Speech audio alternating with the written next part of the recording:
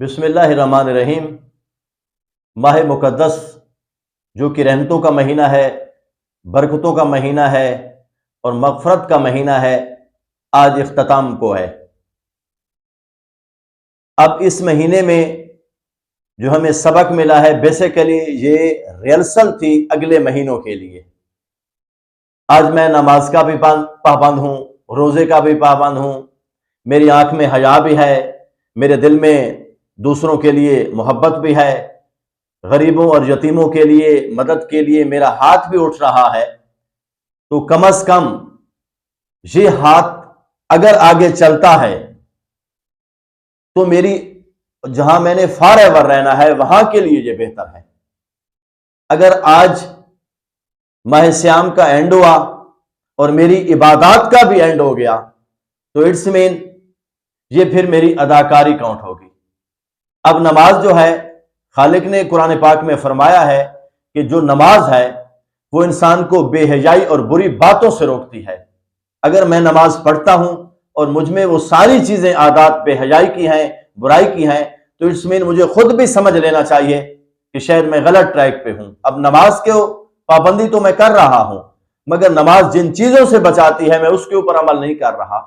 مثال کے طور پہ اگر میں روزہ رکھوں اور روزہ تو میں نے رکھ لیا، سحری کر لی، اب اسی روزے رکھنے کے باوجود بھی میری جو زبان ہے وہ غلط باتوں میں استعمال ہوتی رہے، میری جو آنکھ ہے وہ بے حیائی میں استعمال ہوتی رہے، میرا جو ہاتھ ہے وہ ظلم کے لیے اٹھتا رہے، اور میں کوئی چیز کھا پی بھی لوں، تو یہ جو ساری چیزیں ہیں، یہ جتنی کی جتنی مکمل بریفنگ ہے، یہ ساری کی ساری ہیں کیا؟ روزے کو باطل کرنے والی چیزیں ہیں۔ تو سیم اسی طرح 12 ماہ کی پریکٹس کے طور پہ خالق نے یہ ایک ریہرسل کے طور پہ مہینہ دیا ہے، اور یہ کیا ہے؟ ہر سال آتا ہے۔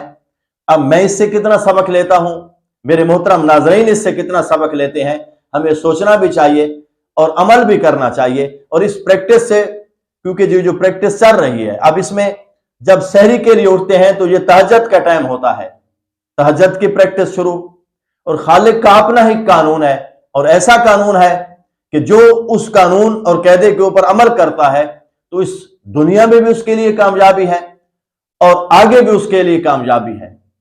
اب یہ جو پہلا قتل ہوا، یہ جو پہلا گناہ ہوا، وہ کس چیز میں ہوا؟ بیسیکلی پہلا گناہ جو ہوا وہ کفر کی وجہ سے نہیں تھا، وہ شرک کی وجہ سے نہیں تھا۔ جناب حابیل، خالق نے حکم دیا، وہی نازل ہوئی حضرت آدم علیہ السلام پہ کہ آپ کا بیٹا جو حابیل چھوٹا ہے، اس کو اسم اعظم آپ عطا کریں اور آپ کا یہ سربراہ ہوگا۔ اب قابیل بڑا تھا، قابیل کو خبر ہو گئی اور دل میں ایک تکبر پیدا ہوا کہ میں بڑا ہوں۔ اب جیسے ہمارے ہاں میں کا سلسلہ چل رہا ہے، خونی رشتے دشمن ہو گئے ہیں، بہن بھائی کا دشمن ہے، محلے میں ذات پات کا چکر ہے، علم کا، حتیٰ کہ ہم نے کسی چیز میں بھی معاف نہیں کیا۔ سیم سچویشن چل رہی ہے، میں اور پتہ نہیں یہ کیا ہے، یہ میں تکبر جو ہے یہ جہنم میں انسان کو لے کے جائے گا۔ اب جناب حابیل کا کیا ہوا کہ وہی اسی کو ریاست، اسی کو باپ کی محبت، اسی کو جب ساری چیزیں ملتی قابیل نے دیکھی تو اب وہ جو حسد تھا وہ حسد ٹھہرا نہیں ہے، وہ حسد قتل تک لے گیا۔ اور پہلا جو قتل ہے وہ کفر کی وجہ سے نہیں تھا، شرک کی وجہ سے نہیں تھا، پہلا قتل کیا تھا؟ اسی میں کی وجہ سے تھا، اور یہ پہلا ایسا گناہ ہوا ہے۔ اب وہ سلسلہ جو ہے اسی طرح چل رہا ہے۔ خدا کے لیے ہمیں سبق لینا چاہیے ان باتوں سے۔ آج اسی ماہ رمضان میں میرے اندر اگر میں ہے، آپ کے اندر اگر میں ہے، تو اگر اسی میں کو بھی ختم کر دیں کہ میں نہ ہوتا تو یہ کام نہ ہوتا، میں نہ ہوتا تو یہ کون کر سکتا تھا، اگر میں ختم ہو گئی تو ہم یہاں اس دھرتی میں کامیاب ہیں۔ اور ایک بات کسی نے مولا امیر سے پوچھا کہ آقا، تکبر کے متعلق تھا کہ آپ اتنے بڑے ہیں، آپ کو اتنا علم ملا ہے، آپ اتنے بہادر ہیں، شیر خدا ہیں، اور اکثر زمین پہ بیٹھے ہوتے ہیں۔